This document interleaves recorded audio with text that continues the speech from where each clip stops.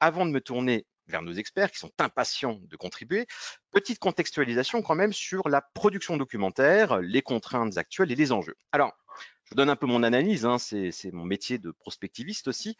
La maîtrise de la circulation de l'information et des documents liés dans une organisation est un élément central, d'autant plus quand ceux-ci sont des composantes juridiques, réglementaires, financières ou contractuelles. Encore plus quand ces mêmes documents sont amenés à être historisés, modifiés, déplacés, stockés, sans réelle stratégie d'ailleurs de protection de données qui sont pourtant hautement sensibles et confidentielles.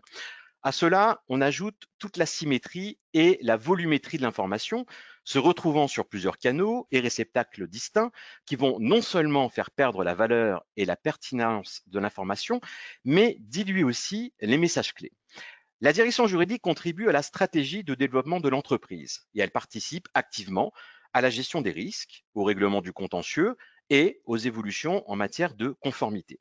L'apparition de la crise sanitaire a contraint les juristes à faire preuve de plus de réactivité, d'agilité et d'adaptabilité dans leur prise de décision, et celles-ci sont au cœur des problématiques informationnelles.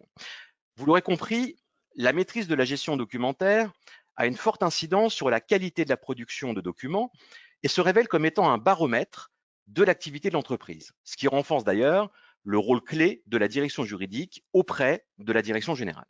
Et pourtant, si l'on se base sur l'étude pré-Covid du cabinet Roland Berger, menée sur 500 entreprises françaises, 57% affirment identifier le numérique comme un axe stratégique. Cependant, 36% seulement disent avoir développé ce type de stratégie.